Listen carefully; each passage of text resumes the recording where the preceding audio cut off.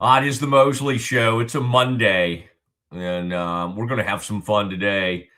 Although we've come to pronounce the Cowboys season. They're done. It's over. It's a tough one, but the 1% chance remains. Cowboys win all three. Eagles lose all three. It's not happening. There's no way in the world. And you knew the lowly Raiders weren't going to help yesterday, and then the Cowboys couldn't help themselves go out and just really have a joke of a performance. I mean, just that was a poor football character, poor football IQ. Lots of negatives coming out of that game, and we'll deal with all of it. Scotty Swingler with me as always on the show right here. Scotty and I hanging out through the holidays. Scotty, let me know if somebody announces, like, if there'll be any holidays off. I don't know. I do not know, and I don't even know if we play by the rogue schedule. We may just continue. In fact, from what I understand, Scotty, we may just right there when the Cowboys play at noon on Christmas, we may just come on right after that. We might. Scotty's like, you'll be alone if you do that. You'll have to figure out how to actually put yourself on the YouTube channel. Hey, love having our Twitter audience. Thank you, Twitter. We're going to hit on all this Cowboy stuff. We're going to react to it. I did spend a little time with Jerry Jones after the game. I think Matt Eberflus is in trouble. He should be. I mean, if you watch the defense, if you watch just receivers, and I saw somebody, I think it was Jesse Holly put up something, just a picture where of the AT&T Stadium from above, and his caption was something like, where opposing teams' dreams are made, or dreams can come true. That is kind of something that's been in my mind. It's amazing how before the game, I'm sitting there with some long time. One of the guys worked with me when I was at the NFC East blog back in the day. He did the NFC North blog. His name's Kevin Seifert. He's still at ESPN. He knows how to get along with people. And then Jim Suhan, the longtime columnist for one of the Minnesota papers, the Minneapolis Star Tribune. Anyway, he's long time, famous columnist up there. But he was there, and they were kind of saying before the game, like, well, this guy, this team, Minnesota, doesn't have a quarterback. This guy can't really play. And it's like, I said, watch out, because teams sometimes seem to find their footing. Some of these quarterbacks you don't think can play will have great games against the Cowboys. Jacoby Brissett this season, Russell Wilson early this season. Anybody who last year it was Carr who came in for Derek Carr with I believe that was the Saints that came into town and carved up the Cowboys. It doesn't really matter who it is. They're going to line up. They're going to carve up this defense, and that's what J.J. McCarthy did. And then he grittied on you. People love rubbing it in Jerry's face. Jerry and Steven up there. Steven with the walkie-talkie. Yeah, Scotty, at some point, take a peek for that little meme. I think John Machota was the first one who put it out. I'd love to flash that up on the screen. Just Steven on his walkie-talkie up there in the suite, up there in Jerry's suite, and there's Steven on a walkie-talkie. I mean, these jokes just write themselves with this team. As the Cowboys fall to 6-7-1, does that sound right? And now, oh my goodness, they'll have to try to somehow finish the season 9-7-1. And wouldn't that be glorious? Wouldn't that be glorious to win those final three games and not make the playoffs? There's no way. Eagles, even against the team like the Raiders, even the Eagles have been, Scotty, what would I do without you? Look at him, Scotty.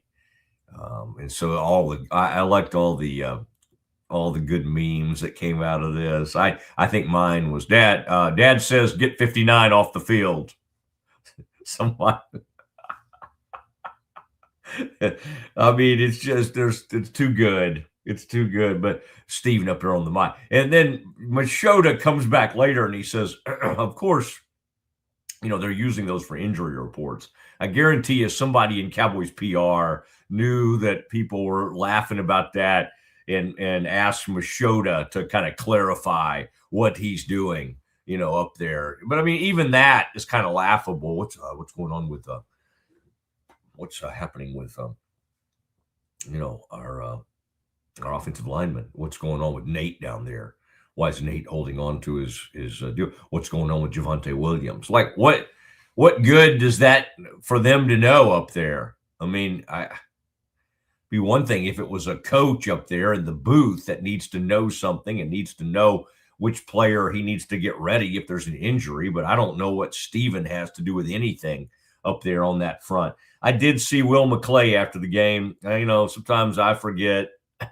It's easy to rip on these guys, but Will and I have been friends for a long time. He's one of the top personnel guys for the Cowboys, and they take it hard, man. I could just tell it was written all over Will's face. Will watches this, by the way. Will, you wonder who are the people out here watching this? Yep. Will McClay, a lot of these Cowboys people. In fact, their whole training, their team doctors are big fans of the old Mosley show, and they have found the YouTube channel. I want to encourage more of you. A lot of you today are listening on Twitter to kind of see where we're going with all this, to talk some Eberflus. Some of the numbers are so damning coming in from this game, but I want to encourage all of you who are watching on Twitter to make the transition to the YouTube channel. I mean, you can still keep watching on Twitter, but I also want you to go and subscribe. It's so easy and it's so free. And it's just like, hey, here we are. And you can subscribe and be a YouTube. And it was just so cool because, and Scotty has played a huge role in this by really making it known and getting the word out there, and all this Baylor craziness that's happened over the last month or whatever it's been. We saw like our YouTube subscribers. I just happened to look recently and we'd added 1,000 more. And I mean, again, I don't know if that's great or not good, or, I mean, I kind of like it. I mean, anytime you can add 1,000 of anything, Todd, take it. I got Twitter followers. I had a pretty good crew out there, but I noticed, you get it up to a certain amount and it just kind of stays there. Right. And I mean, it's up there around like 40,000. That's great. That's nothing wrong with that, but it just stays there forever. And what I have really hoped is that our community on YouTube will just kind of continue to trend up, and it has done that. So I am so appreciative to you guys out there. Tell a friend. All right. Tell a friend. It's like inviting someone to church. Just, let somebody know. Let somebody know you care, and bring them into the community. And we're glad to have everybody out there. And in fact, if you want to weigh in, there's a way you can comment on YouTube. You get in there in that live area, put your comments in, and then Scotty will bring it right to the air. Cowboys need a change. And I think fans would be happy if they announced today that Matt Eberflus had been fired. I don't think that sounds like them. I don't think they're going to do that. But the situational, they couldn't. I mean, on offense, they can't, they're really bad in the red zone. Then they rely on the kicker too much, and he's a great kicker. But last night he didn't have his best stuff. He missed from 51. He missed from 59. It's just they just kind of poke around midfield like, well, if we don't do this, we got this kicker. Oh, did Dak take a sack? Well, he still got it from 59. Oh, maybe it's not great to take a sack back there and make your kicker have to kick it from 59 when he could have kicked it from 50 or 52 or whatever. I mean, it actually matters. And this kicker's been so automatic. There is some thought that the Cowboys, it kind of causes the Cowboys in some weird way to play a little more conservatively, always knowing he can like kick it from anywhere. And we saw a kicker in another game yesterday. I think it was Seattle. Seattle went down there and beat the great Colts quarterback. I mean, that was fun yesterday, getting to see Philip Rivers come back at age 44, play his tail off, hang in there, get his team right there. Their kicker hits a 61-yarder, I think it was. And then, of course, the Seahawks spoiled it all by coming right down the field against the Colts and being able to kick one to win the game from about 53, I think. I think that one was 53-ish. But anyway, Cowboys lose, and there's more to come on that, and we'll let you hear from Jerry on that front. We also have a lot of college. In fact, I think we have got to do at some point today, and maybe 1:30. Maybe we'll go back to kind of what people are used to, about 1:35. Scotty, let's do a Campus Confidential, and let's start kind of running through all these portal. We got teams. I've been sending stuff to Scotty all day. I know he's gathering stuff. And, I mean, there's enough stuff to go around just on lawsuits and all that stuff, but that's boring.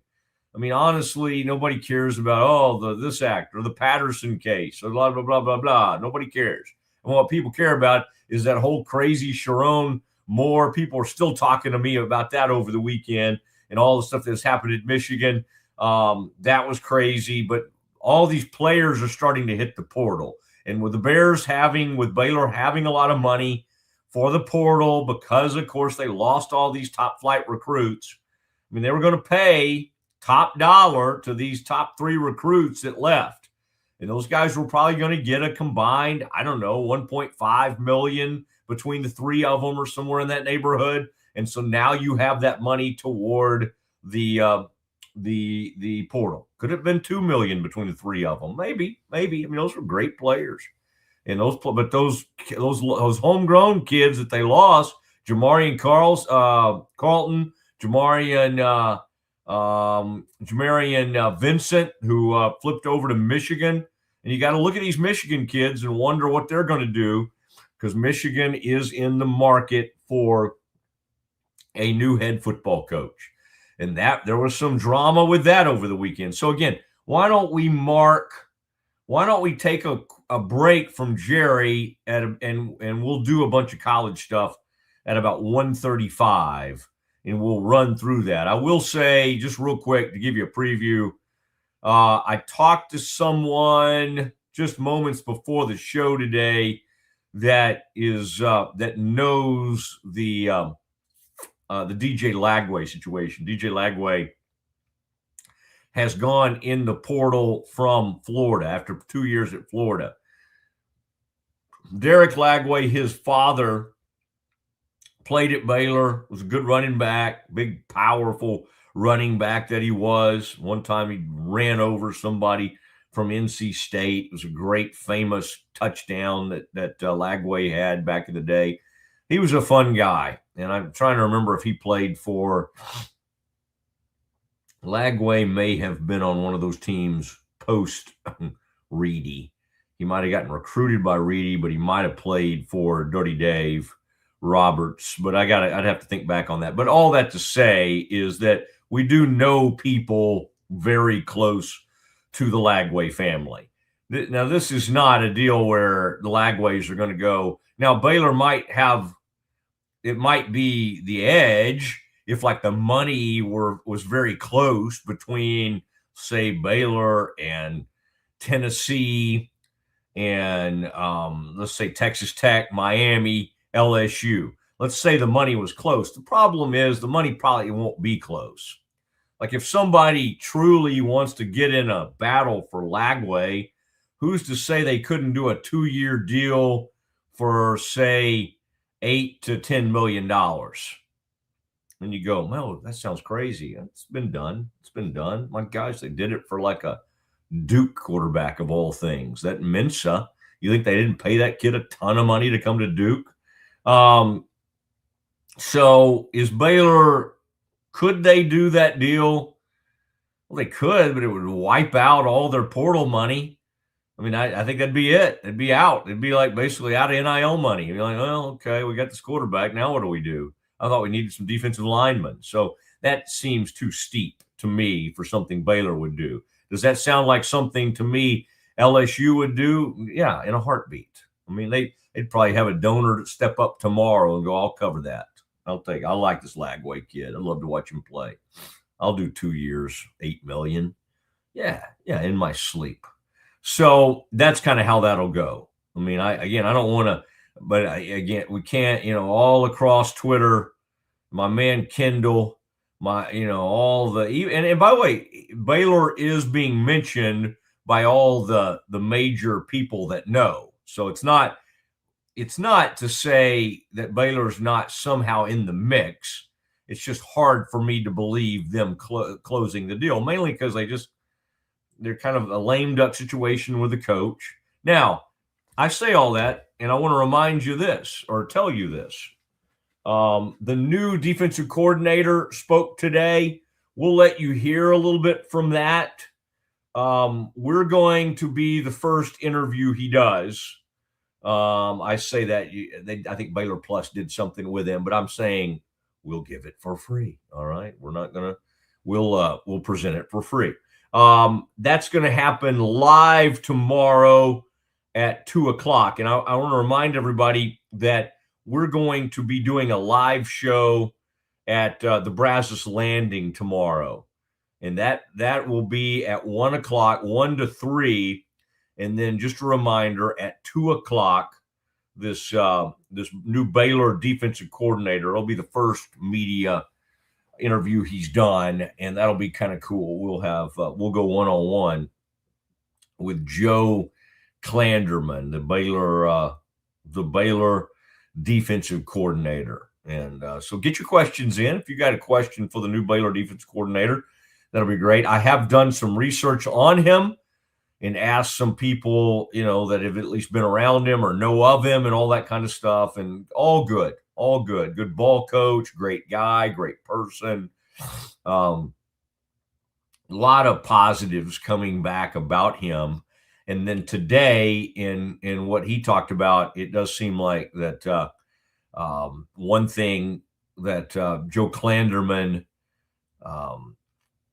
wants to do, he will call plays, as we kind of knew would happen. He will coach the safeties. And this defense will look completely different. Like, it's going to be a different looking scheme and what he tries to run. Now, it doesn't mean that Dave Aranda can't still, have a lot of the ideas and a lot of the conversations that you would have. But I think he's going to let Joe Klanderman run this defense. It's what he needs. And I saw a quote from Dave Aranda. I think I sent you this, Scotty. So something along the lines of, I look forward to going back to being a head coach. So okay, Dave, here you go, man. I mean, obviously, as a head coach, he was not doing well, in 2023. And then that didn't work. And then he decided to be, okay, I'm going to be the play caller and all that and take over the defense and be the man. And they finally got on a good run in 24. And then obviously this year they kind of flatlined. So Dave wants to go back to being a head coach. Okay, that's fine. It's fine. I mean, I will say, Scotty, and this is going to come up in Campus Confidential as well, which I'm dipping into as we speak.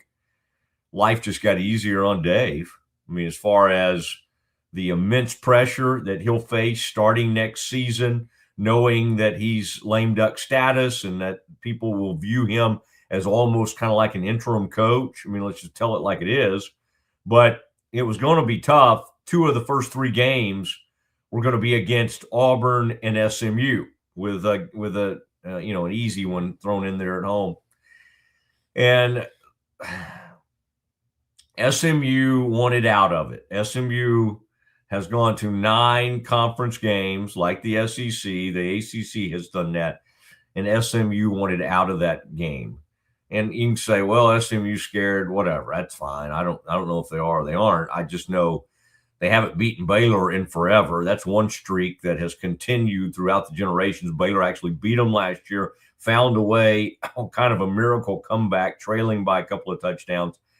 And they came back, they took care of SMU, and now SMU's getting out of that game. News happening earlier today that La Tech is replacing SMU on the schedule, Louisiana Tech. So that game got a lot easier, and so you should at least be 2-1 after those first 3 games. You play Auburn, you'll remember, in Atlanta. That was going to be a home and home, but they have decided to play that game in Atlanta at the Georgia Dome, I believe. And so that's how the season will start out next year. So lots to get to. We'll do some Campus Confidential coming up, and we'll do in the 2:00 hour.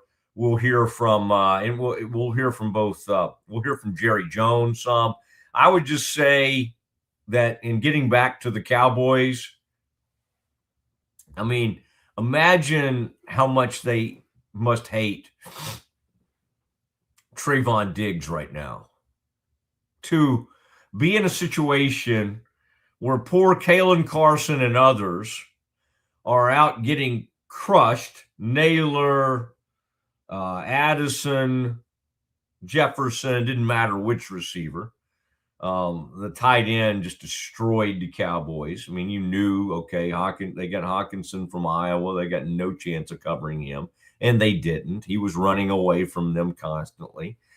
They have linebackers who have no clue what they're doing. They play both Wilson, the kid they transferred from Cincinnati, and Kenneth Murray, who is just like in another world. I mean, last night, the Vikings at one point had a fullback dive play, just like, hey, guys, here's what we're going to do. We got this fullback. He'd been in the league. He's 32 years old, been around, played at like Augustana College or something. I mean, it's a place I didn't even know what it was. And but hey, we got this fullback. We're down here near the goal line. We're gonna hand this ball right to the fullback. I mean, there's nothing going on. It's not like this is a trick play. We're gonna hand it to the fullback. No, just an old fullback dive play that you might have run. Cowboys were running with Robert Newhouse back in the day. Just going to run him right up the middle. No, I don't even think there was another back. I don't think it was like, oh man, watch out for this other running back. I mean, it's a scary. No. They literally just handed it to the fullback. And Kenneth Murray, who was playing middle linebacker, just goes racing. I mean, like immediately keys on something. I don't even know what he saw. He raced around to the end, and the fullback, they just handed the ball to the fullback, and he just waltzed in. Nobody ever touched him. I mean, this defense is so bad. And they opened the game with, here comes Donovan Wilson, the old Ag himself, with a blitz, hits the quarterback, ball, maybe deflects it as well. Quinnen Williams intercepts it, big man interception. Cowboys fake field goal. They're pulling out all the stops. It was a pretty one. The holder flips it back to the Brandon Aubrey, former soccer player at Notre Dame. He goes scooting around the end to get the first down. Cowboys go score a touchdown. They go up 7-0. They almost never go up. It's not what they do. But here they go. They have a great opening sequence. Defense makes a play. I mean, the rest of the game, Eberflus, it's unbelievable. He just didn't blitz. Had some success early. Just decided, I mean, young quarterback, inexperienced quarterback, just didn't heat him up. Just decided, no, I don't think we'll do it. Meanwhile, on the other side, just blitzing Dak like crazy. He got pressured, I think, on 44% of his dropbacks, maybe 50. Basically, half of his dropbacks, he got pressured. He got pressured almost more than any time in his career. Quarterback hits, I think they had 11 of them. Cowboys had 1. Kenny Clark went in there one time and hit JJ McCarthy. It's crazy. Like, is Eberflus like trying to get fired?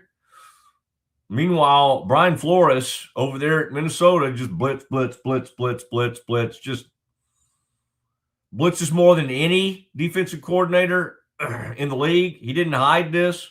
It's not like, oh man, he's doing something different than he usually does. No, just constantly blitz, and then he'll bring somebody back at the last minute. I mean, I think he blitzed 60% of the game last night. Dak did not play that well. took too many sacks. I mean, they only got sacked twice, but he just couldn't escape. Timing was off.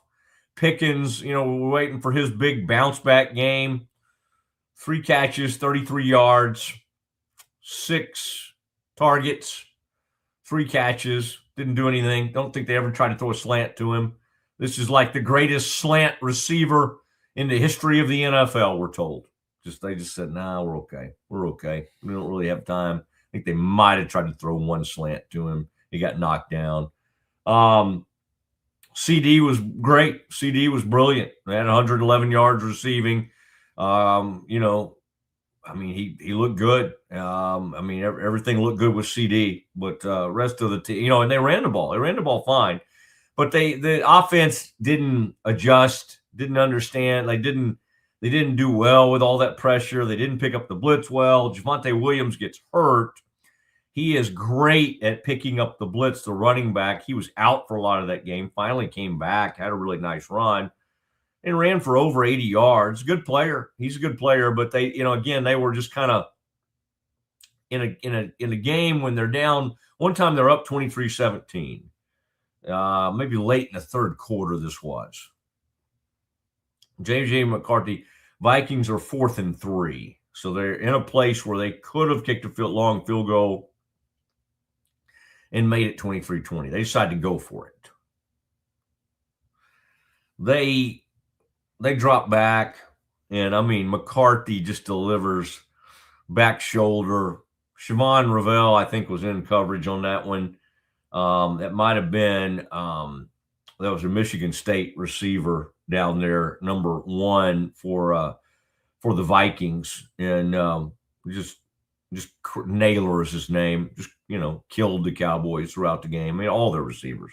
I think every receiver on their team had at least like 60 yards receiving. Just boom, boom, boom, boom, right down the line.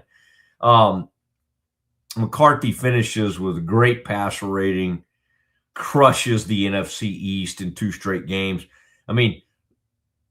Remember, this defensive coordinator, Eberflus,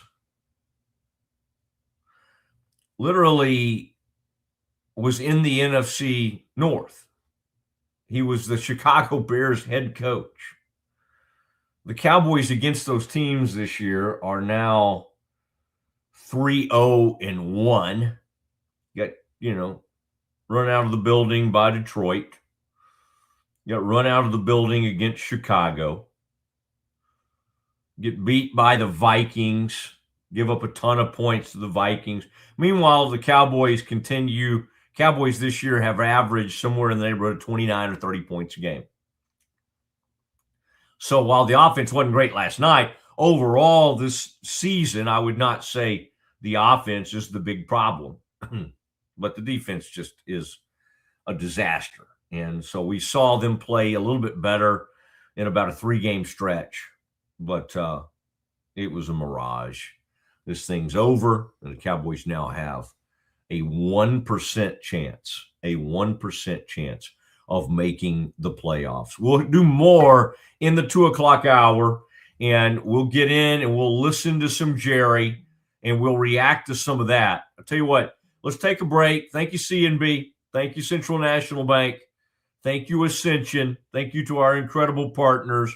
Let's take a quick break, and then Scotty and I are going to embark on some major college football stuff, including Baylor's new defensive coordinator meets with the media today. Tomorrow, he does the big thing you do.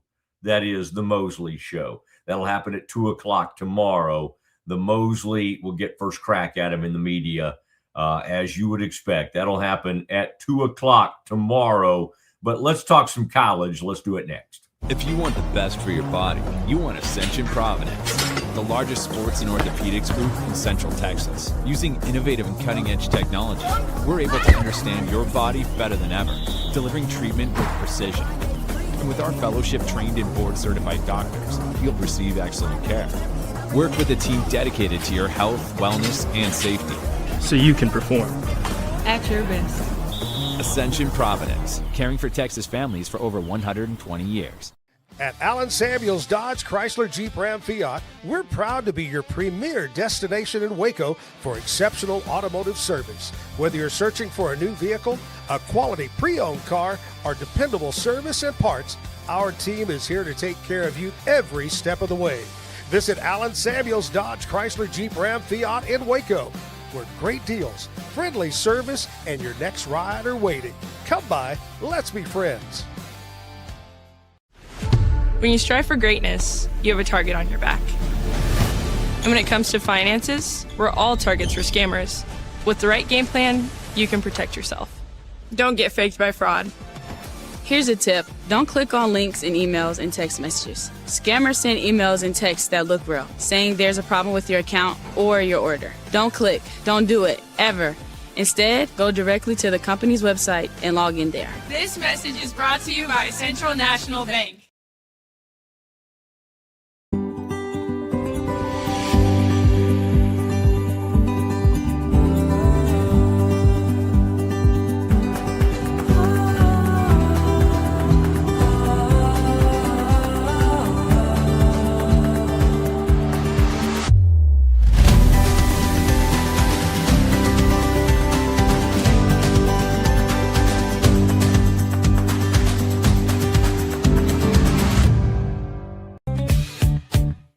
Bubble wasn't here. I don't know what people would be doing, like making PowerPoints or something. I love that I can sit down and build something the way that I think it should be built. Bubble turns ideas into fully scalable apps. Try Bubble today. At Covers & All, we've revolutionized protective solutions with cutting-edge, customizable covers, tarps, and curtains. We deliver premier protection at affordable prices and express shipping.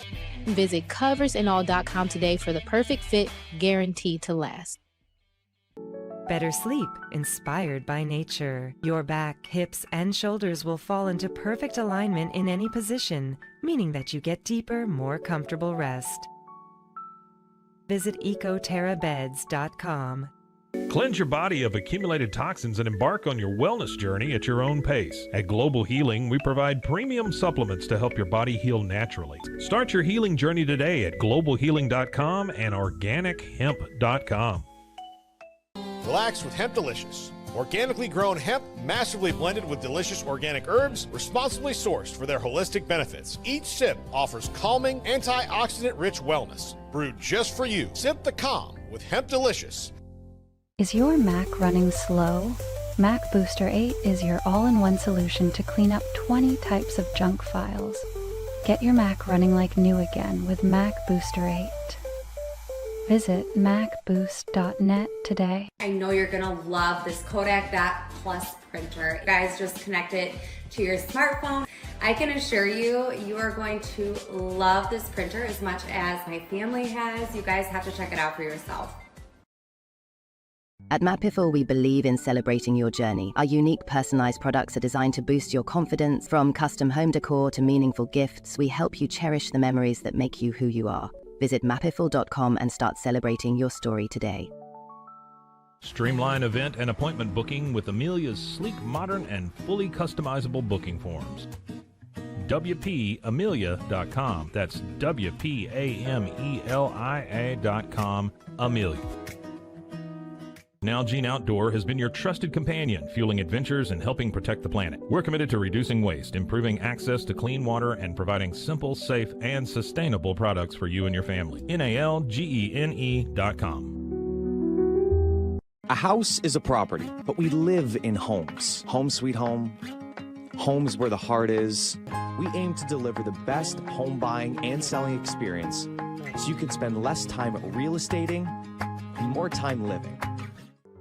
WhyPersonalLoans.com. Request a loan anytime. Our partners can offer loans up to $35,000 with varying rates and terms. Review your loan offer with no obligation and decide what works for you. Visit PersonalLoans.com today. This is what $500,000 in a duffel bag looks like. Actually not real. That's because it's actually prop money. It looks realistic from a distance, but up close you can see it says for motion picture purposes. Visit PropMoney.com today to get your money seen or money shot right with Prop Money Inc. With San, owning iconic furniture no longer requires paying a premium. With over 15,000 satisfied customers worldwide, we've proven that high-quality furniture doesn't have to come with a high price tag. Explore our collection today at sarn.com. The U-Like Air 3, launched in 2023, ushers in a new era of sapphire ice cooling technology, offering nearly painless hair reduction in just 3 weeks. That's ULIKE.com. U-Like. VivoSun's mission is to empower growers with stylish and effective products, making indoor growing accessible and enjoyable for everyone. Visit vivosun.com today and get started making growing plants and vegetables easy and automatic. We are now back to the Matt Mosley Show. Watch us, those of you watching us on Twitter, go make the transition or go ahead and join the YouTube channel as well. Man, I'm going to have to get a haircut. It's getting a little bit. Look at that. Look at that, Scotty. That right there. It's getting a little bit of mulletish type behavior. I think we're going to have to go with the holiday haircut, okay? Especially with some of these holiday outings, holiday parties. You just hate to show up looking all haggard and that kind of thing. But that's okay. This is the time of year I do feel a little bit haggard because like last night, for instance, we were doing our show at the stadium, and I probably got in bed, I don't know, at 2:30 or 3 this morning after being at the stadium late last night, talking to Jerry Jones. In the 2 o'clock hour, we will let you hear from Jerry Jones. But Scotty, let's go ahead and put the Campus Confidential. There's the logo. You love it. You've embraced it. I want you guys to jump into our portal, which is the YouTube channel. And once you do, then you can do fun things like send us messages or make fun of me or make fun of Scotty, most importantly, or actually say things, comments that we might put on the screen. Great to hear from you. The other day, Scotty, we gave away a couple of free sandwiches to Schmaltz's. Oh, man, it was great. It was great to do it. And it's great to think about like what a Schmaltz sandwich would taste like on a day like today, where at least in the Metroplex, sunny, but a little chilly.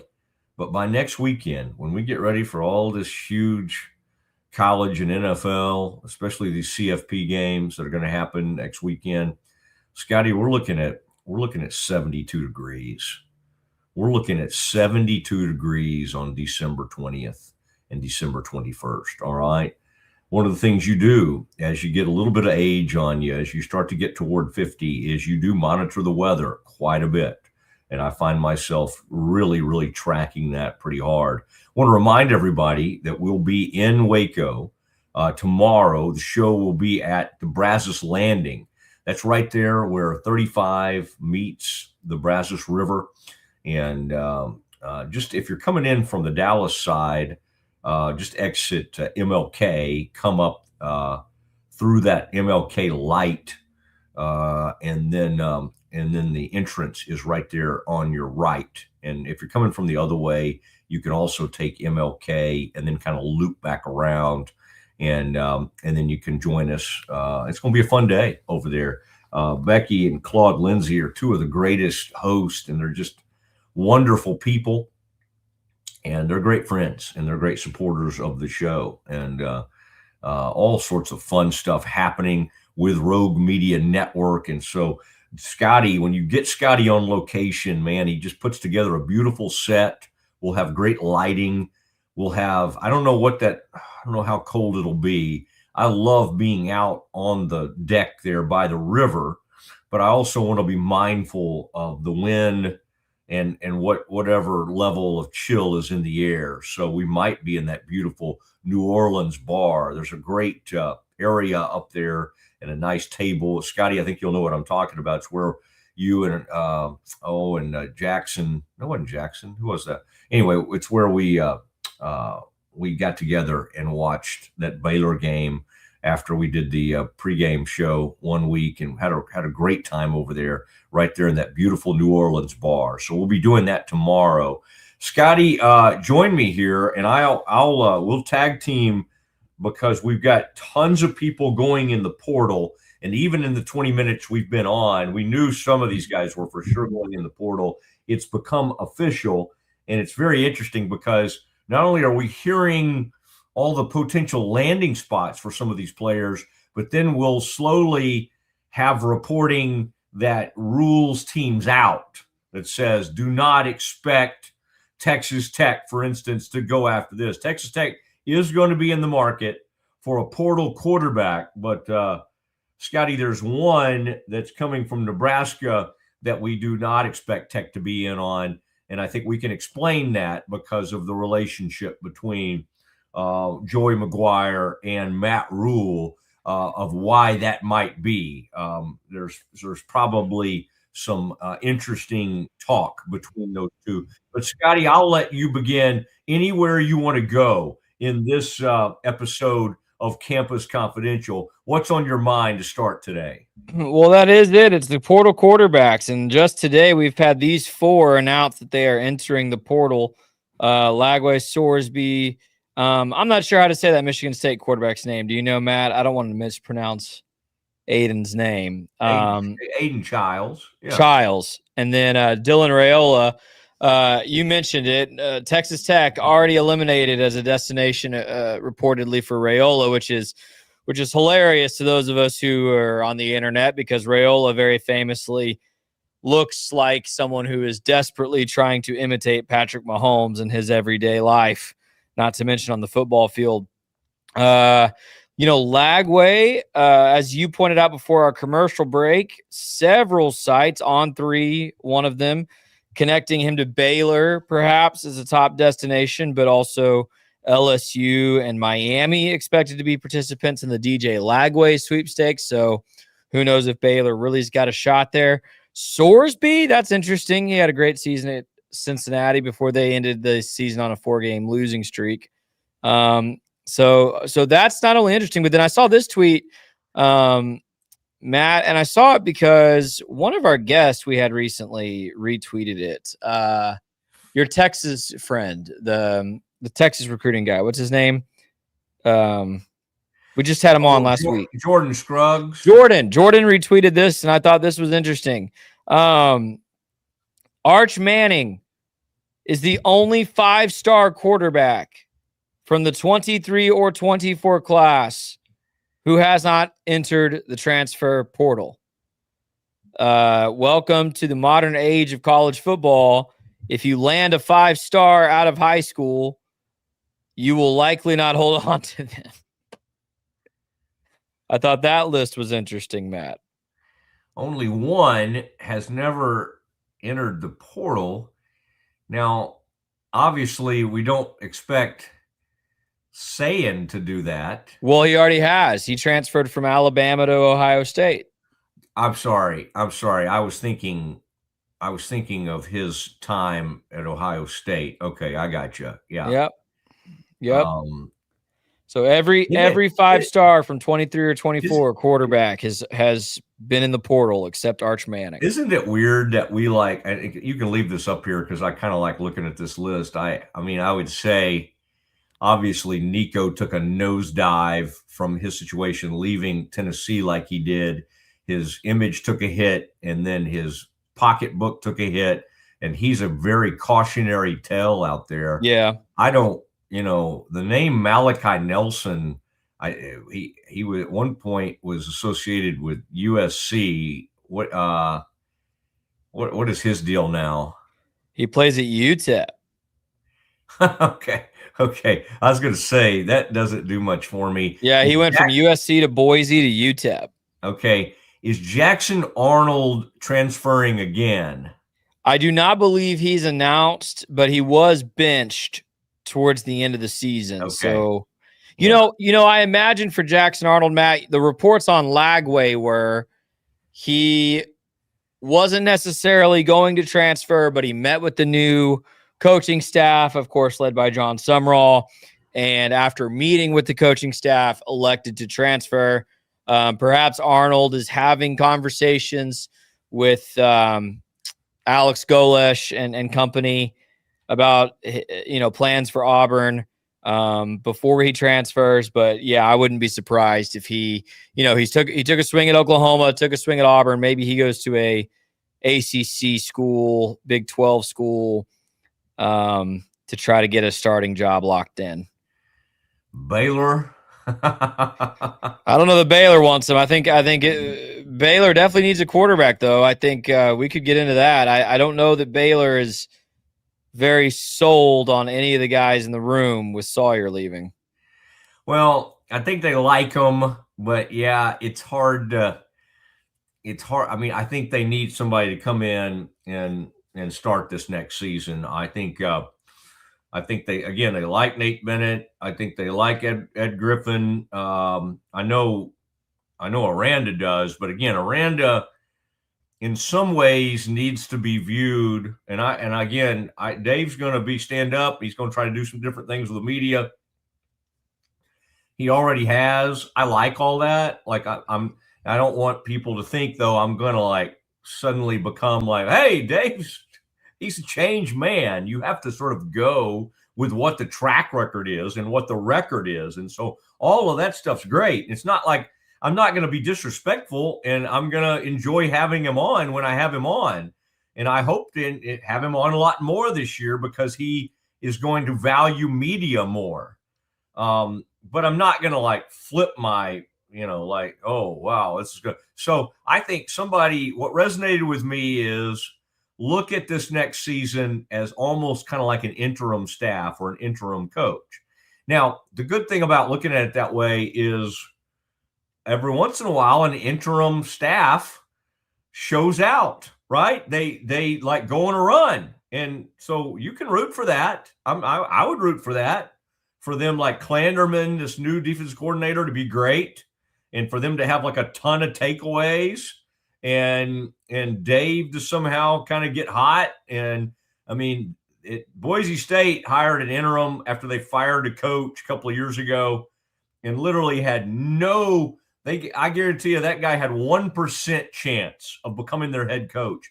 And for whatever reason, the team like rallied like crazy. So again, the difference is they had not seen that guy function as a head coach. We've now seen Dave function as a head coach for 6 years. Could it be different? I don't know. I mean, it's hard to imagine that, but Dave is trying to make changes, trying to be different, trying to approach things differently, and we shall see. And we'll see what this new AD, Doug McNamee, as he tries to dig in, get the money rolling. I mean, again, that's what it is. That's what being an AD is about now. There's two things you do. Hiring coaches is a monster, and fundraising. Can you do it? And Mac was okay. Mac had some good moments hiring. He had some bad moments. I think he had some good, I think Mac played a huge role in getting Foster Pavilion built. Now let's not downplay the role, Scott Drew being incredible, the women's program having been incredible over the years. Those things played a huge role. But Mac did do a good job on all that. And he had to get the right people in place, and they had to line up the Fosters. I mean, and Alejandro Foster stepped up huge. And that's why I think sometimes, Scotty, when people are kind of like, Baylor's tapped out, and it's like, I don't know. They found somebody that literally gave a lead gift of like $100 million. That's kind of insane. Like maybe they're tapped out, but there are other people out there that are going to be willing to give. I just don't know right now if it's hard to fire them up with, hey, we're going to try to run this thing back with Dave next year. You're right. But this is where, McNamee has a chance to prove something here. I mean, if DJ Lagway, all these quarterbacks, Raiola as well, is going to be worth about $2 million, if not more, in the portal. Is there someone out there who's determined enough to see Baylor succeed and likes the story of the Baylor legacy kid coming home, right? That they'll just put that on the table. Hey, here's $2 million. Go get DJ. I don't know. We'll find out, because I don't know how else you get a kid like that to come to Baylor in the circumstances that you just described with the staff. Now, if we're talking about the Baylor quarterback room, the good news is it appears as if Jake Spavital is staying on staff to be your OC. And there are very few coordinators in America who can develop and get as much out of quarterbacks as Spav can. So whether it's Walker White, Nate Bennett, Griffin, or God forbid, Quinn Murphy, but I think he's going to be the most talented guy in the room as soon as he walks on campus. Whoever it is, Spav is probably going to put them in a position to succeed. However, if you can get a 5-star arm talent like DJ Lagway, who has, first-round NFL pick upside if developed, all the better. All the better. I mean, instantly increases your chances of winning some of those games. Yeah, and then the question becomes almost kind of like in basketball, like, would you rather spend $4 million? Because I think it might take that. It might take something like 4 with Lagway if LSU and Miami are involved. Would you rather have somebody spend 4 on the quarterback, or would you rather 4 go toward like a buyout? 4 really, well, yeah, or 4 like really good D linemen or something. Yeah. Wouldn't it be interesting to know? Maybe it's out there somehow. I just haven't seen it. But like, I thought it was a reminder to me of like what Tech did, and I get it. Everybody's like, "Well, Matt, they bought it. They had all that money." I get it. But they were announcing that the Big 12 all defensive team or whatever, and it was like they had all 4 D linemen from Tech. Like it's probably right? Because you got David, what's his name? You got Lee Hunt, you got Lee and Hunter, you got just right across the board. All those guys are monsters, and they hit on every one of them. Well, did every one of them get at least $1 million? Maybe. So, or did one of them did the guy who's that one of them got hurt this season, by the way, and maybe he'll be back for this game. I don't know. His name is like something Howard. Is it Skylar Howard or something like that? It's like a hyphenated name. But that it's interesting to look, and you go, well, Matt, Baylor doesn't have that kind of portal money. Well, maybe not. They probably don't have $15 million for the portal, but they probably do have 8 to 10. And how do you divvy that up? Do you literally try to go get like 3 or 4 like unbelievable defensive linemen? That's one way to go about it. Now Tech did that, and then they had some left over to go get a great receiver or 2, right? They brought in some guy that's a great safety for them. They connected on so many of those things. And I get it. The more money you have, the easier it is to connect. But anyway, Scotty, we had I hope you had a good we missed you Friday. We did have Joey McGuire on. I know you were suggesting let's get Joey on. So I did it, and Joey was good and all of that. And they'll be in the quarterback sweepstakes, as you said. So they're probably not going after Raiola, but I think Joey's probably talking to DJ Lagway like that. That would be a fit. That would be a tremendous fit for DJ to be in a championship contending program right away. And the other quarterback, I think Sorsby will be a guy that Tech tries to go after. Sure, I could see that as a fit too, but I think Lagway's talent is probably the first call. The other guy to watch, and this isn't news today because he entered the portal, I believe, a week ago, but Drew Mestmaker is reportedly between Oklahoma State, where I think everyone kind of assumed he'd end up after his head coach Eric Morris took that job, or Indiana making a push for Drew Mestmaker to replace Fernando Mendoza. And Matt, I did want to put this up before we wrap up Campus Confidential. The Heisman ballots, the voting here for the Heisman Trophy, tells an interesting story that I don't know that I expected. Fernando Mendoza ran away with this thing over the weekend, and I think I would have assumed Mendoza was going to win it, but 643 first place votes for Mendoza compared to 189 for Pavia, 46 for Love, 8 for Sayin, and 17 for J-Rod, Jacob Rodriguez. He kind of dominated this thing. And, it was I think, not to insult Mendoza, because I'm a bandwagon Indiana fan. I love the kid.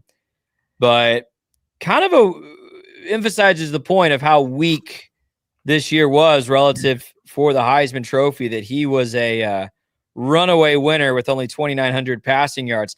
By the way, Matt, this is your top 10. No Marcel Reed. I know that was your guy for a couple weeks there. No Marcel Reed. That's okay. That's okay. Marcel is Haynes King with more Heisman points here than Marcel Reed. Yeah, Reed had a great season. He just had a bad time to run into trouble there in Austin, but he had a tremendous season. Good, obviously the threat of the run is good, but did not finish in that top 10. But that will just drive him. He'll arrive at the CFP with a chip on his shoulder. Boy, since you brought up the Ags, I got to say, Scotty, for reasons because I love Ryan McGuire so much, the Baylor volleyball coach. Yep. I looked over at ABC yesterday and I kind of got sucked in, even because part of it I was watching the Eagles. The Eagles were getting, before I was going to go out and cover the Cowboys, the Eagles were getting just, they were just killing the Raiders. And the other game was a good game. I think that was the game the Chargers were involved in. Chargers Chiefs. Yeah. So I was watching some of that too. But did you get to watch any volleyball yesterday or not? No, I did not watch any volleyball yesterday. It was on ABC. And if you turned it over there, it was hard to stop watching. You had Nebraska, who once had an outdoor volleyball game that 80,000 or 90,000 people showed up for. And it was at their place, and that's their thing. Like, they're the best. That's what they're good. I mean, they're not really good at football anymore. They're actually having a good basketball season, but for the most part, they don't do anything well, except they are the most dominant volleyball program in the country. And they hadn't lost even a set at home, I think, since September. They hadn't lost a match in like 3 years at home. And it came down to the 5th set, and the Aggies beat them. Wow. And what really grabbed my attention was they kept saying, who won the Mackey Award winner in the tight end from Vandy? Oh, Stowers is that kid's name. Well, his sister is the star volleyball player at A&M. And she's great. She's incredible to watch. And so they kept talking. They're like, well, she played her freshman year at Baylor. I'm like, oh, man, really? And it turns out she not only played her freshman year at Baylor, but she was like unbelievable. And she got a concussion. And then she got another one. And then one day the balls were, she was just hanging around and somebody accidentally hit her while she was just shagging balls during practice. And she got another one. And I guess they wouldn't, sadly, I'm sure they were just trying to do right by her, but Baylor's medical folks would not, they medically retired her. Well, she loved Baylor. Well, A&M said, you know what? She's looking pretty good. Things looks like her brain's doing I think you can recover from some concussions. Come on down. And she has become one of their star players. Man. And then also during the match, they go,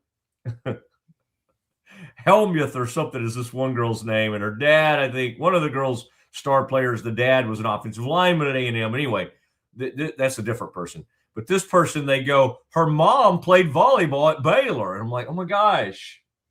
So I start doing some investigating, because Ryan's a good friend of mine. I love him, and he's a big supporter of our show. So I'm like, man, this girl's mom played at Baylor, and she's one of their star players too. And he's like, he was funny about it. He said, yeah, we didn't recruit her because we had Stowers. So A&M ends up with a legacy Baylor girl, young woman, and Stowers because we can't get her cleared because of the concussions. And now they're in the Final Four playing for a national title. And that was our buddy Faith. Yeah, Faith would have played with her, I think. Faith might have played or would certainly know about Stowers. Faith probably was over there when Stowers was a freshman at Baylor. The great Faith Lynch, who you and I have worked with this season in football, the pregame show. So anyway, kind of a bummer on that end, but A&M incredible at volleyball, and they beat, like, that's considered, it would be like, it'd be a little bit like this Baylor team knocking off Indiana this year in football. It was not quite, because I think that would have been too shocking, but I'm just telling you that was a huge upset. So for the Ags in volleyball.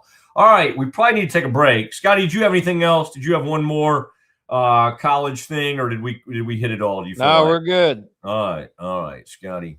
I guess that's what that meant, Scotty, when you disappeared on me. All right, it is David Bailey's that kid's name. David Bailey, Lee Hunter, Romello Height. Those are those linemen from Tech.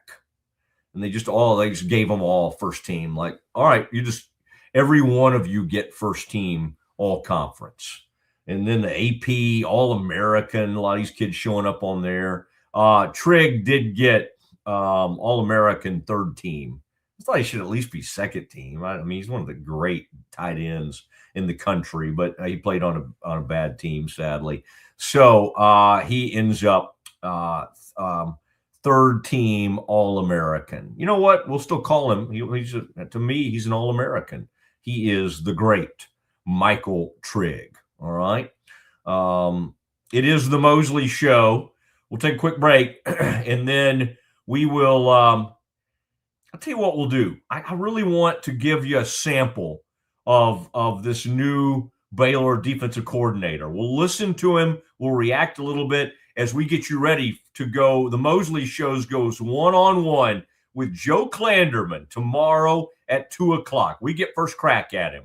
That all is next. If you want the best for your body, you want Ascension Providence, the largest sports and orthopedics group in Central Texas. Using innovative and cutting-edge technology, we're able to understand your body better than ever, delivering treatment with precision. And with our fellowship-trained and board-certified doctors, you'll receive excellent care. Work with a team dedicated to your health, wellness, and safety. So you can perform. At your best. Ascension Providence, caring for Texas families for over 120 years. When Central National Bank decided to partner with Baylor women's basketball, we were hoping Coach Collin would bring that championship mindset to do whatever she has to do to take our workplace culture to the next level. Well, he's doing some pretty good. Guys, how we doing? We're good, Coach. Craig! What are you doing? What do you mean? You have to dunk it.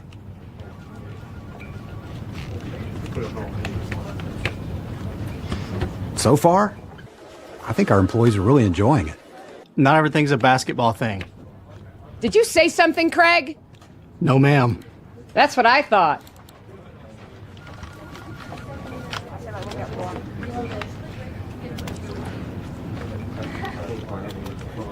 Dude, I think she likes you.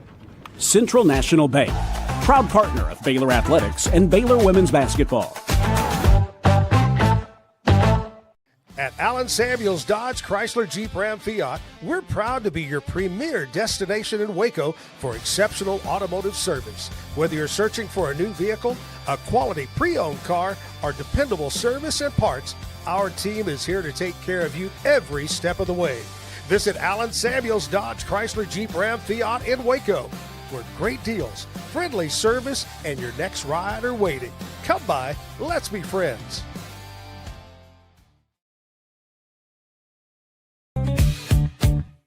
Bubble wasn't here. I don't know what people would be doing, like making PowerPoints or something. I love that I can sit down and build something the way that I think it should be built. Bubble turns ideas into fully scalable apps. Try Bubble today. At Covers & All, we've revolutionized protective solutions with cutting-edge, customizable covers, tarps, and curtains. We deliver premier protection at affordable prices and express shipping. Visit coversandall.com today for the perfect fit, guaranteed to last. Better sleep, inspired by nature. Your back, hips, and shoulders will fall into perfect alignment in any position, meaning that you get deeper, more comfortable rest. Visit ecoterrabeds.com. Cleanse your body of accumulated toxins and embark on your wellness journey at your own pace. At Global Healing, we provide premium supplements to help your body heal naturally. Start your healing journey today at globalhealing.com and organichemp.com. Relax with Hemp Delicious. Organically grown hemp, massively blended with delicious organic herbs, responsibly sourced for their holistic benefits. Each sip offers calming, antioxidant-rich wellness. Brewed just for you. Sip the calm with Hemp Delicious. Is your Mac running slow? Mac Booster 8 is your all-in-one solution to clean up 20 types of junk files. Get your Mac running like new again with Mac Booster 8. Visit macboost.net today. I know you're gonna love this Kodak Dot Plus printer. You guys just connect it to your smartphone. I can assure you, you are going to love this printer as much as my family has. You guys have to check it out for yourself. At Mapiful, we believe in celebrating your journey. Our unique personalized products are designed to boost your confidence. From custom home decor to meaningful gifts, we help you cherish the memories that make you who you are. Visit mapiful.com and start celebrating your story today. Back to the Mosley show with Scotty Swingler. And we roll along. Lots to get to today, including reacting to that Cowboys loss, as the Cowboys, man, they cratered. They got outclassed by a young quarterback. They got grittied on. I mean, he just grittied into the end zone. The coach said he didn't like it. He had done it in practice. The coaches told him not to do it in a game, and he said that made him want to do it more. I think if you play for Jim Harbaugh, if you had any association with the great Harbaugh, which obviously J.J. McCarthy did, this is going to be kind of who you are. And there may be some arrogance to your game. I mean, it's kind of a funny kid. I don't know. I don't know if he's going to be any good. He is, it's kind of like we like a little bit of cockiness. Sometimes people take it too far. And Scotty, our old friend Diego Pavia, he kind of embarrassed himself at the Heisman. And a lot of things about Diego Pavia we like kind of the underdog story, the undersized quarterback, the kind of loud mouth. And there's just some things about him that we found to be very fun. But I would say when you find yourself basically writing some message or saying something to the effect of F the voters, F the Heisman voters, you probably crossed over to the side. First of all, he got second. I mean, and the guy he lost to just knocked out mighty Ohio State, had an unbelievable drive with the game on the line, threw a gorgeous pass, took a huge hit earlier in that game, and oh, by the way, is from Central Casting.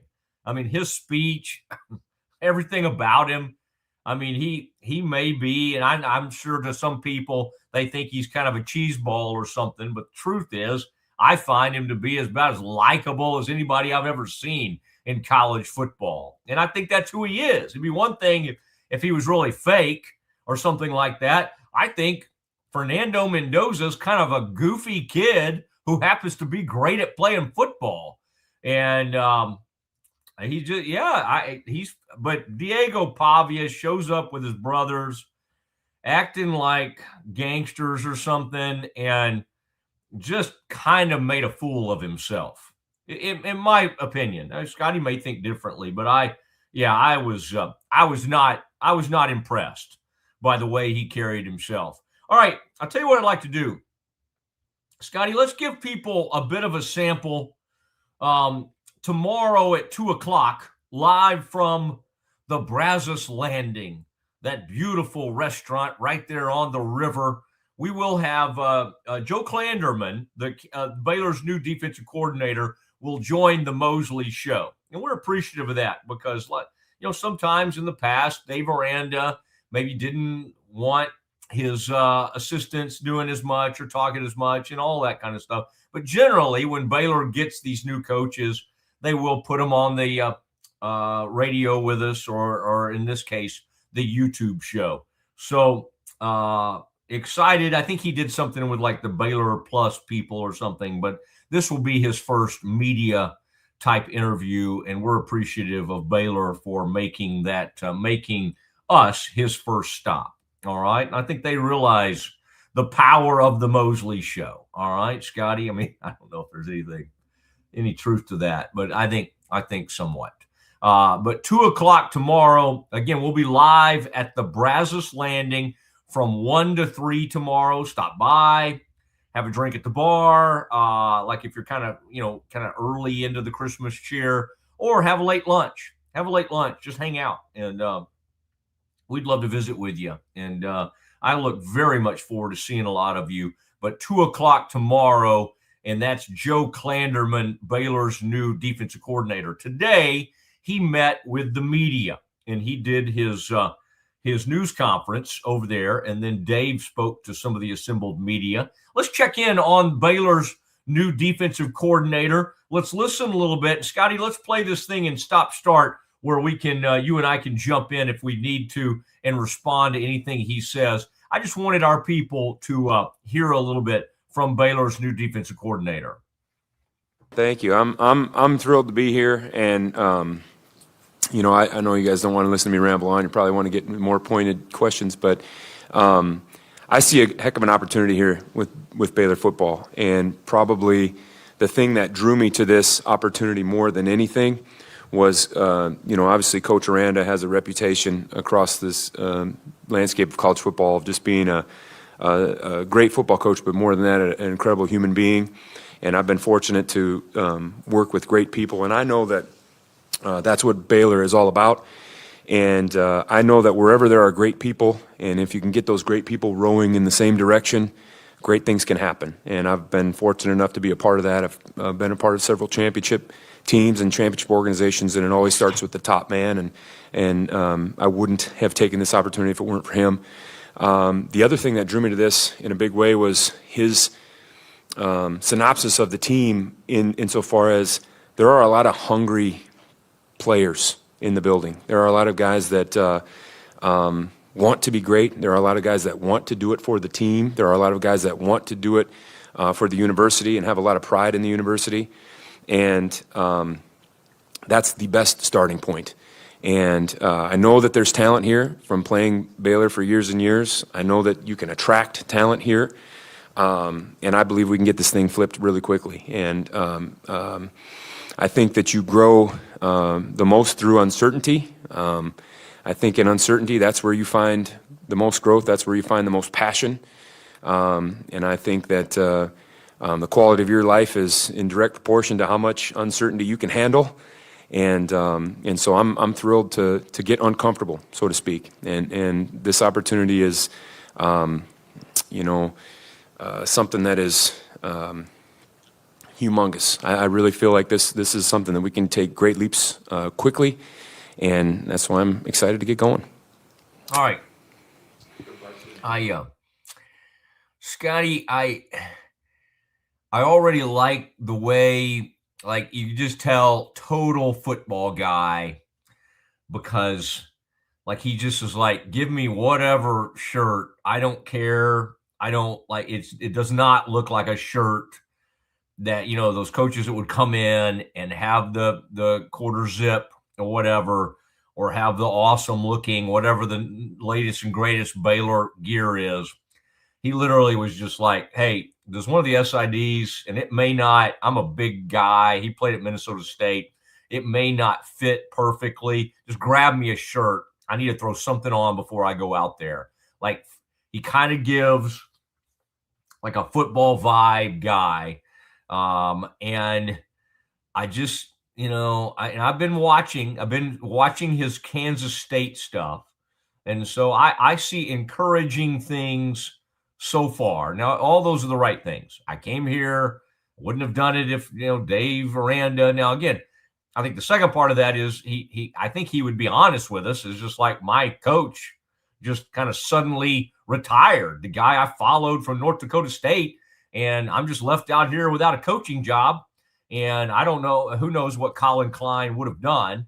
I have reached out to people close to Colin Klein, and I will say that they were I don't know what he was going to do with his DC. I don't know if he's announced yet even who his OC and DC is going to be.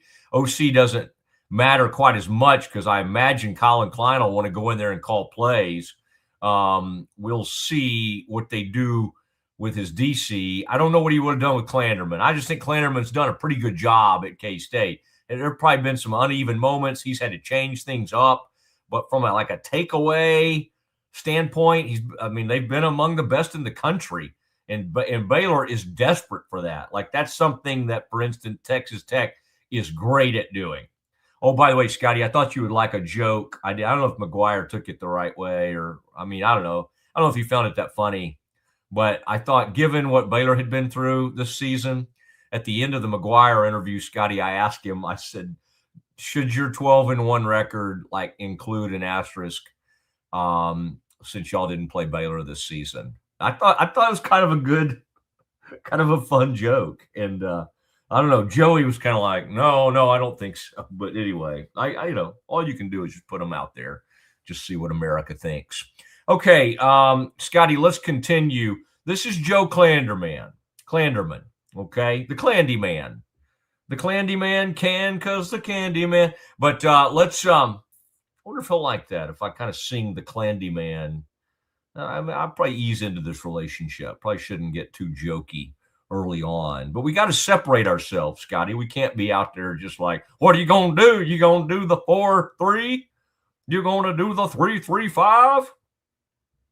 All right, let's continue with Joe Clanderman. Joe, Bryce Cherry, Waco Trib.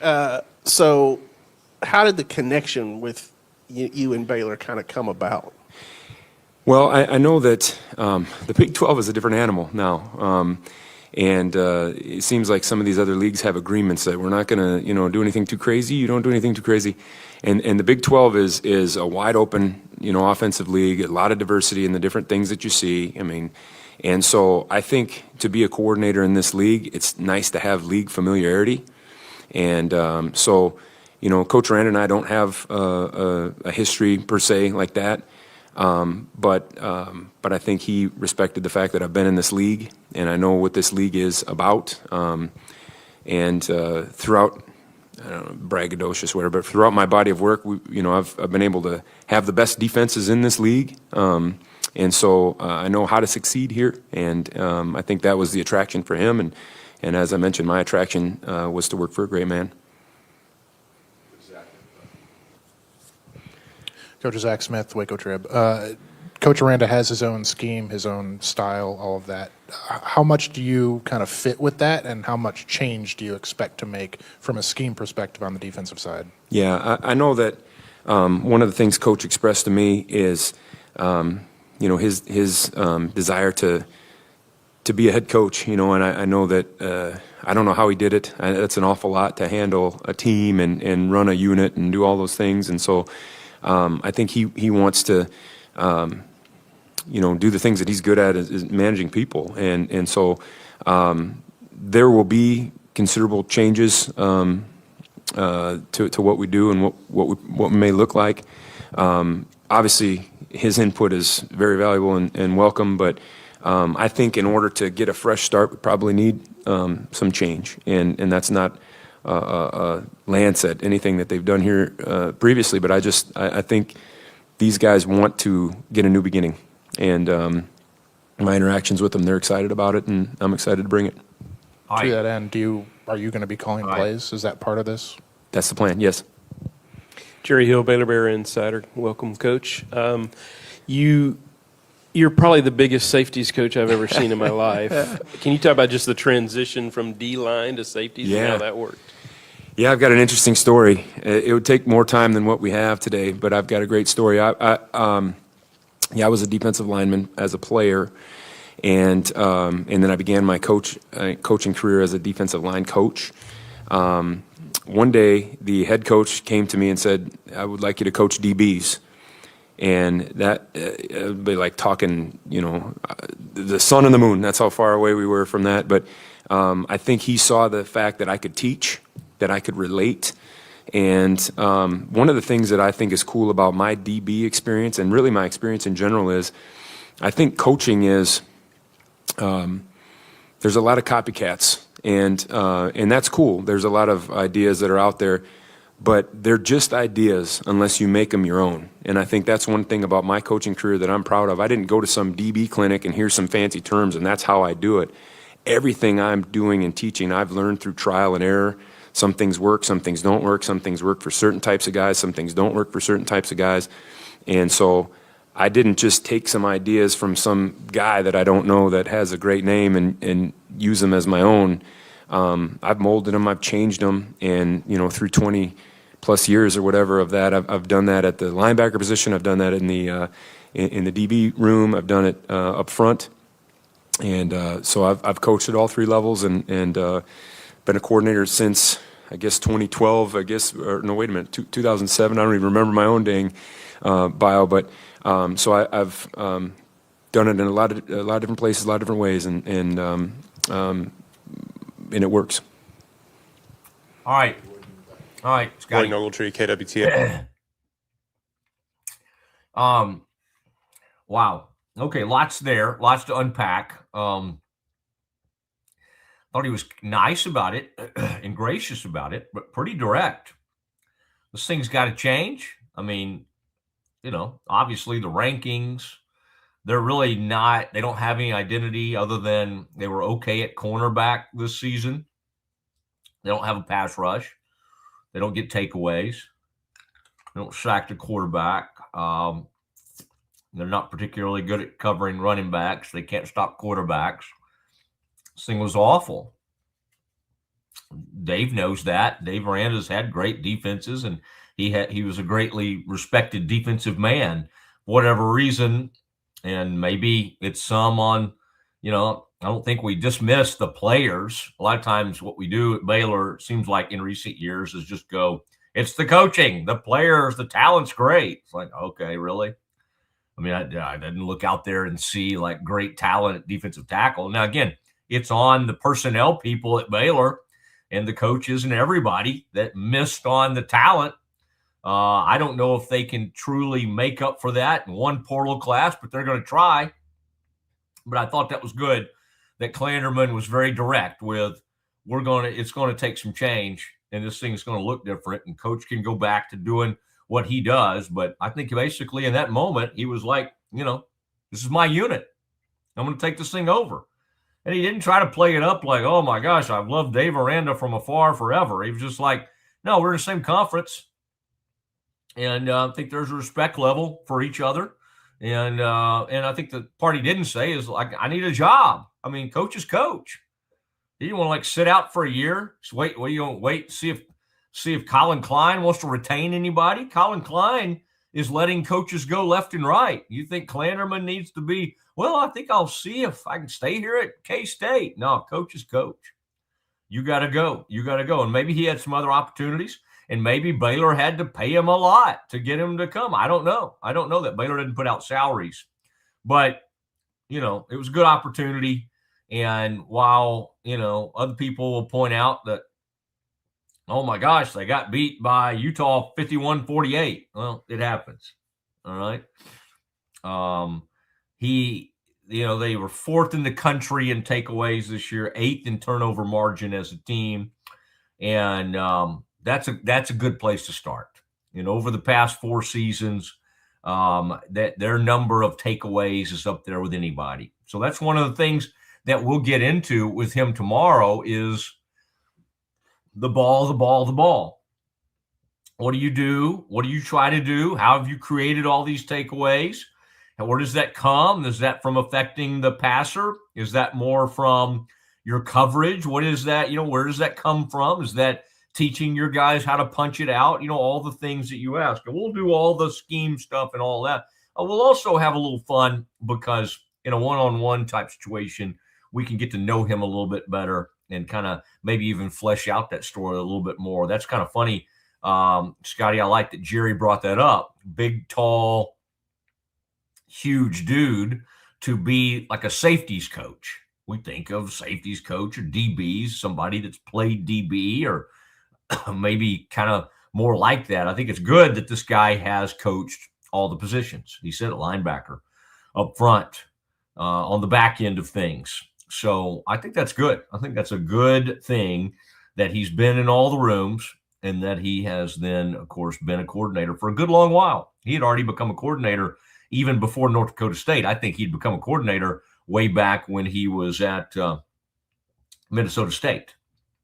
So Joe Klanderman, I'd have to look at it again to see age-wise where he is. I think he's probably graduated and finished playing in about 98, which makes him somewhere around like 49 or 50 or something like that. But hey, great. That's a perfect age for a defensive coordinator. Perfect age for a surgeon. I like my surgeons to be right around like 48, young enough still, but old enough that they've seen a lot of stuff. They've done a ton of surgeries, but they're young enough where they still, all the new things they kind of understand. Okay. I want my surgeons to be kind of in that 46 to 52 range. All right. I want my defensive coordinators to kind of be in that. Although I'm up for a young defensive coordinator if they were great or something. All right, Scotty, let's do a little bit more, and then we need to take a quick break, and then we'll do some Cowboys to finish today. Coach, this may kind of be an open-ended question, but what types of players are you looking for, and have y'all already started digging maybe in the transfer portal, looking at tape for those types of players? Yeah, we have. We're looking for guys that are hungry. We're looking for guys that are hungry to learn. We're looking for guys that are about the team. Obviously it has to fit in with Coach Aranda's. He's the boss, right? And he's the one. They have to fit in with his philosophy. But I think he and I are aligned that way, that you're going to win championships with guys that have championship mindsets. And I think it starts there. And I know that in my history, I can relate to, being at North Dakota State, and they're still winning championships there. They do it a certain way, and if it was a track meet or if it was a combine, we wouldn't have won any national championships. But we did it with kids that had attitudes that were selfless, guys that were about the team, guys that wanted to get better, guys that truly were the same every day. You didn't have to worry about the up and down, those are the kind of guys that we're looking for, guys that want to do it and lay it down for Baylor. And it starts there, and then, of course, the talent needs to be there too. And so looking for guys that want and are excited about growth. And to your question of have we started looking, that was priority B. So, yeah, we're already on it. Priority A is handling the guys on the current roster and just getting to know those guys and see them and get a chance to meet them, put a name with a face, maybe put them at ease about the transition and what's happening here, talk about how we're going to move this thing forward. And then priority B is acquiring the guys that, are aspiring to be Bears.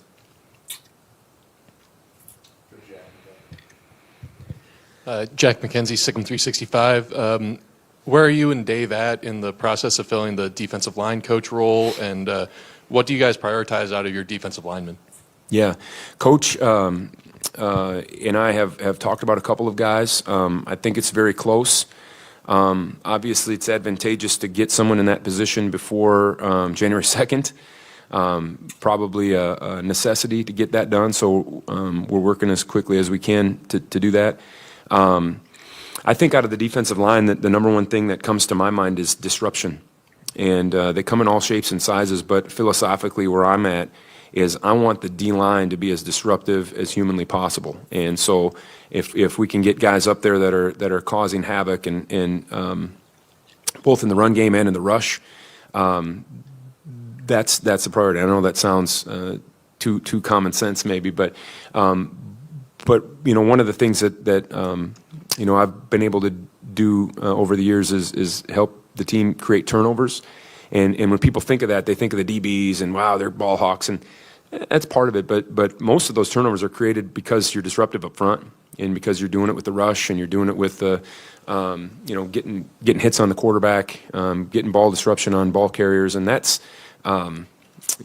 So those 4 positions are huge and important, and so that is the priority right now for Baylor in the portal on defense, anyway. All right, that's good. Thank you, Scotty. I wanted to get everybody just kind of a chance to see what he's about a little bit today. That was about 11 o'clock this morning. And I have been looking to see who on that staff that he could bring with him. Van Malone just got hired as a head coach at maybe Hampton. I think I saw Van Malone has been a defensive coordinator in college football and was on that staff working under Coach Clanderman, but he just got hired as a head coach. There was another coach named Buddy Wyatt who has coached, I believe, the defensive ends at Kansas State under Coach Clanderman. And I certainly think that's somebody he would like to bring with him. I mean, that's a guy that's has been all over the Big 12, coached at A&M, has been around Von Miller and some of the all-time greats, Michael Bennett at A&M, some other places, honestly, in the conference as well. I think Colorado at one point. He's been around, and he would be someone I think Clanderman would be interested in bringing to Baylor. It really then becomes about, I think probably Dave Aranda's also thinking about somebody, okay, you got to think, okay, who's a great X's and O's type person, but also who can help us recruit. I don't know. I mean, it seems like Kansas State has certainly developed and had some really good safeties and some tremendous pass rushers over the years. Some defensive linemen I'm thinking of, and I can even remember I can think of a couple of linebackers that they've had. I don't know really. I don't have a great feel for how Clanderman is as a recruiter. Right now, Baylor has Keenan Hall. They lost Matt Powledge, who got the DC job at UNT. And while a lot of people are like, well, that's fine, Matt was a good recruiter. I'll say that for sure. So you've got Keenan, you've got Dallas Baker. Those are kind of the youthful guys that are going to do well, like Keenan in the Dallas-Fort Worth corridor and along 35, and then up through Crowley and Cedar Hill and DeSoto and Duncanville, like extremely important as you get to I-20 and 35 around there, you run into DeSoto, and you saw it over the weekend. DeSoto and South Lake Carroll had this unbelievable battle that came down to a huge goal line stand behind DeSoto. And that's the kind of violent hitting, by the way, that Baylor would like to replicate and bring in. So it'll be interesting to see how all this plays out. And then I'll try to bring you some of this news and shed some light on all this. But again, tomorrow at our live show from the Brazos Landing, come say hi, by the way. We'd love to see you. I mean, Scotty, some of our friends, there's the other Scotty, there's the Please Bear With Me, there's the, oh, wait, no, that's you. That's your podcast. Bear the Truth, all these other people who kind of get involved with us. I'd love to meet some of these folks. If they're kind of at least within driving distance of the Brazos Landing, come by and say hi. We'd love to see you, shake your hand, and you can sit out there and listen. We'll find you a good table near the broadcast area. And it should be fine because tomorrow it's kind of post-lunch rush. So we'd love for you to come by and say hi and then meet Claude and Becky Lindsay, two of my favorite people in the world and some of Baylor's most loyal supporters, donors, the whole thing. They have given of themselves when it comes to the Baylor program going back a lot of years. They've been very, very successful in the community, but every bit of it, man, they just pour right back into the community, which is amazing. Later in life, they decided, hey, let's go buy this restaurant. And they've brought that back to just being an unbelievable place and a place that people love to celebrate holidays. And that's happening right now with Christmas. And of course, we're we'll be excited to be there tomorrow from 1 to 3. All right, let's. I've got a few things. We'll hear maybe from Jerry Jones, and I've got some Cowboys thoughts to share with you. It's probably time for the Cowboys to make a change again at defensive coordinator. We'll discuss next. If you want the best for your body, you want Ascension Providence, the largest sports and orthopedics group in Central Texas. Using innovative and cutting-edge technology, we're able to understand your body better than ever, delivering treatment with precision. And with our fellowship-trained and board-certified doctors, you'll receive excellent care. Work with a team dedicated to your health, wellness, and safety. So you can perform at your best. Ascension Providence, caring for Texas families for over 120 years.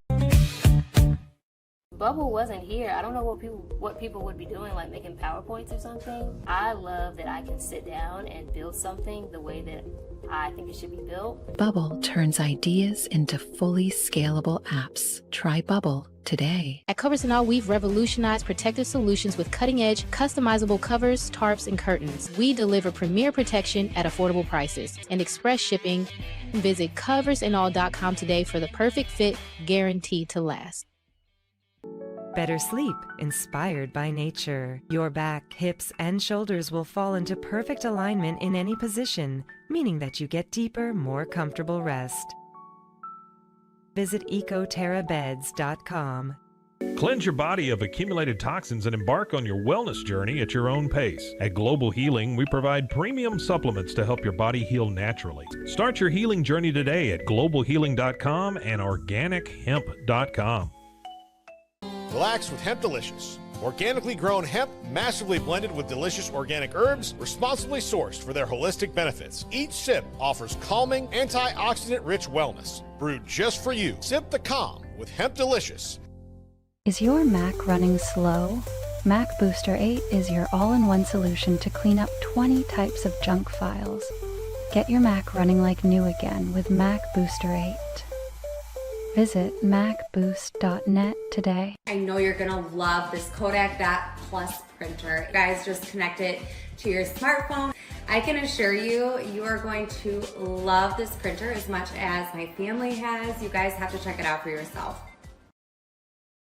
At Mapiful, we believe in celebrating your journey. Our unique personalized products are designed to boost your confidence. From custom home decor to meaningful gifts, we help you cherish the memories that make you who you are. Visit mapiful.com and start celebrating your story today.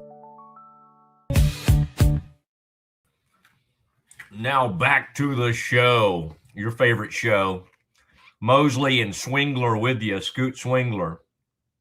He doesn't like that. But Scoot is a very cool name. There's a pretty good actor that goes by Scoot, but he will continue to go by Scotty. That is his nickname that he will stick with till the end of time. Scotty Swingler. And good to be with you today. Got to hear from Baylor's defensive coordinator, reacted to some of that. Tomorrow, he'll do what all coaches have to do at some point. Joey McGuire did it on Friday, the number 4 team in the lands coach. He'll join the Mosley show. And we will have Joe Klanderman on, and that will happen at 2 o'clock tomorrow as we do our live program at the Landing, Brazos Landing. Scotty, go ahead and put it up there. I love seeing it. I know it's not the total end of the show. I love it though. We put up that graphic, the Brazos Landing. And if you look in there, I like that logo too that they have. You can kind of see that's the bridge, all right? And then that water down there, that would be the Brazos. And then over here is like the Foster Pavilion, like right there. Okay, if we could draw that in, Scotty, you're pretty good at stuff like that. If you could add the Foster Pavilion in there, I'd appreciate that. But it's a river. To me, it's a fun river to sit out on and just watch and just kind of have some thoughts, just ponder life. And that's what Coach will do. I tried to get Coach to, and of course, he's trying to get the portal and get moved and all the things you have to do when these coaches uproot their lives. So, but I wanted to get him over there and just introduce him to the Bang Bang Shrimp and just say, Coach, This is what I talk about. This is the appetizer. And then when Scotty shows up, he's been known to go with that sampler plate, which is the salsa, really kind of a nice, kind of a hint of peach, I feel like, with the guacamole and the queso. And so that's a full and then a huge thing of chips. And chips are really good. That sampler plate's kind of nice for an app. And I'm telling you, you want to go to the places where even the big time local restaurant owners, you go, well, where would like Sammy and his son Kyle Citrano, where would they like to dine if they weren't going to eat at one of their 3 locations there in the Waco area? Where would they go? Well, you see them. I've seen Sammy a couple times, just run into him over at the Brazos Landing. That is a place where he often will end up. Scotty, this is we've got thanks to everybody on Twitter. Sign up for the YouTube experience. We appreciate everybody who's done that. Cowboys, I mean, you know, it was an embarrassing situation last night. Vikings come in and J.J. McCarthy just completely outclassed the Cowboys. They didn't have any answer for him. I did spend time with Jerry Jones after the game. He hustled down there. Some people thought he was down there quicker than he's ever arrived, almost like waiting for the team in the locker room. And, you know, there was no bounce back to be had by George Pickens. CeeDee Lamb played pretty well. You know, Dak was fine, but not great. J.J. McCarthy put up huge numbers, back-to-back games against the Commanders and the Cowboys. He's had a wonderful QBR, his rating, had that interception early in the game, but just came back from it, was great on passes down the field. Cowboys can't cover. And then to top it off, they've got Trayvon Diggs just hanging out on the sideline. Can't dress out, they can't seem to activate him. Jerry Jones says, well, he's not healthy enough. It's a health factor. You go in the locker room, Ed Werder, who I do a podcast with, that's right here on Rogue Media Network, the Doomsday Podcast. You should check it out. He goes in there and asks him, Trayvon, are you healthy? They're saying you're not healthy. Yeah, I'm good. I'm all good. I don't really understand the process. I don't know why they're not playing me. I mean, there's a knucklehead factor there, but they desperately need better help in coverage. It'd certainly be nice to have somebody at his level in there, somebody that was one of the best defensive players in the NFL at one point in their career. I know he rarely plays anymore because he's either hurt or fallen down at the house doing something stupid. I mean, like, I still don't know exactly what happened there, but you know, he's not out there. And so that leaves poor Kalen Carson to completely get beat on a double move. That leaves Siobhan Ravel, who's new to this league, to be out there chasing around. And then they continue to put the middle linebacker, Kenneth Murray, out there, who can't even like diagnose a fullback dive. Okay, they got a fullback, and what they're going to do is turn around and hand him the ball off at the 2-yard line. Where's Kenneth? Where'd the middle linebacker go? Oh, he went out there like I guess he thought the fullback might bounce it outside, or maybe they were going to try to do like a fullback sweep, you know, which I don't think anybody's done since like the Packers in the 60s. I think Bart Starr, you know, would throw it to pitch it to whoever was playing back there. Hart or Jim, somebody, Schaffner, no, that would have been the guy who played at Texas Tech. Jim Anderson, Donnie Anderson. Now a pitch to Donnie Anderson. And Kenneth Murray, that joke didn't work well because I had to think too hard on who it would have been. But Kenneth Murray is just race. I mean, it's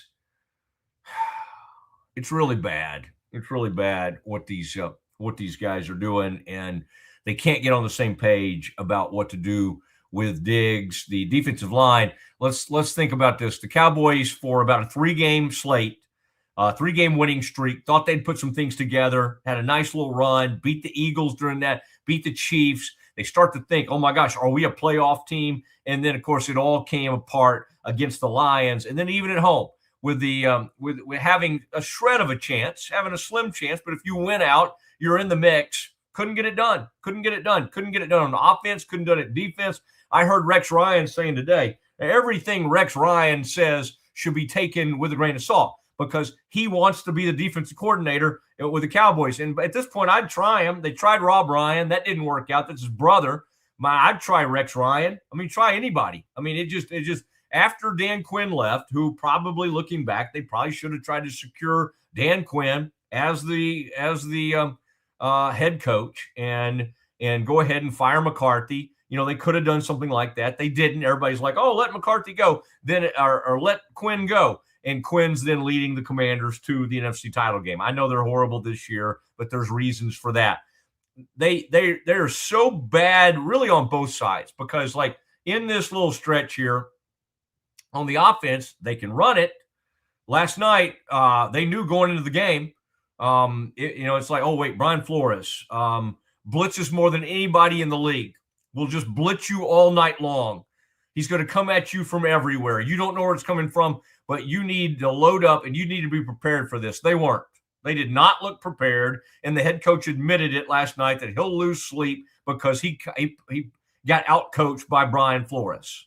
So you got one guy, the head coach, admitting, okay, I got completely outclassed. And on defense, it's just clueless. You can't cover. You got guys that are overwhelmed by the talent on the other side, and you couldn't impact the quarterback, J.J. McCarthy, who you have to do that to. You have to heat him up. You did it early in the game. Donovan Wilson goes and calls an interception. Cowboys get it, go score. That took a fake field goal to do it. This is the one game. There's one game a year where your kicker kind of wanders around and loses his ability.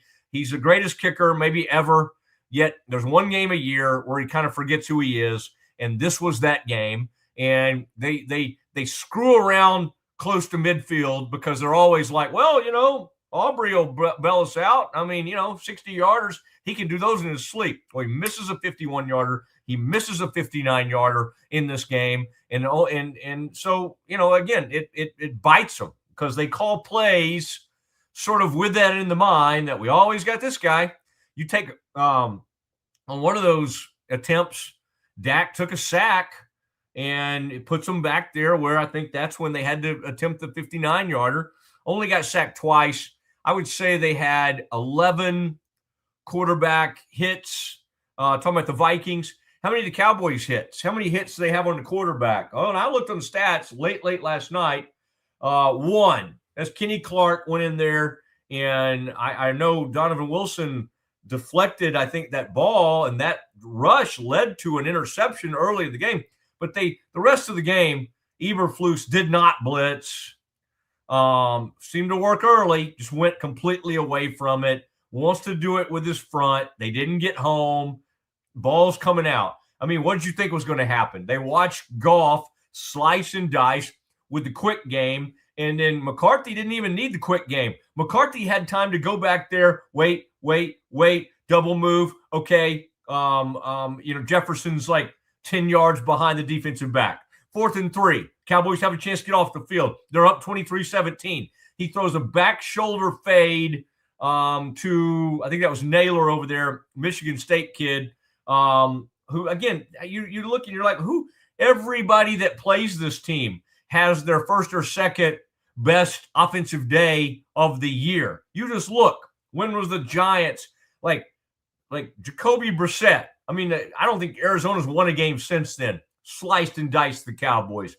Russell Wilson embarrassed them. Jared Goff up there did it. Caleb Williams up there in Chicago. Doesn't matter. Doesn't matter if it's in AT&T Stadium. It doesn't matter if it's their place. This defense is going to get overwhelmed. So they were going to create this great character and the greatest culture in the history of man. And I don't know, maybe that's happening and we just don't know about it, but they're not good on defense. I don't care how great the culture is. And they got tired of Micah and they got him out of there. You saw that they did confirm that he has an ACL. And so, very bad for the Packers and Micah. But the Cowboys, they're going to have to, again, make a whole nother change. It'll be a scheme change. It'll be trying to meld that with the new players. I guess the good news is they'll have 2 first-round picks. Who knows what side of the ball they'll take them on. They need to keep stacking. They got to hit on a linebacker. So right now the Cowboys have the 14th pick and the 23rd pick in the first round if the season ended today. Cowboys wish it would end. They need it to end. I mean, they'll probably screw around here and then go beat. They'll probably win the last 3 games when it doesn't matter, okay? And then hurt their draft chances. And doesn't that sound like something they would do? And then of course, they'll be like, well, we ended up with this winning record. We ended up, playing as one of the best teams of the year. And then we'll carry that momentum into next year. No, you won't. It doesn't happen in the NFL. It's not how it works. You don't like, oh my gosh, did you see how that team was playing at the end of the year? They're going to carry that over and be great the next season. It rarely happens that way. So there's really the only thing you have to do right now as a Cowboys fan is probably root against them, root for them to lose. And I don't usually advocate for that, but I think that would probably be the smartest thing you could do as a Cowboys fan. All right. I appreciate it, Scotty. Scotty had a bunch of Jerry. We just had so much today to get to. We're not going to get to that Jerry. We may use some of it tomorrow. We do have our live show from, put it up there again, Scotty, The Landing. Today's show, there it is. We'll be at the, and that's kind of what we call the end of our show, the landing spot.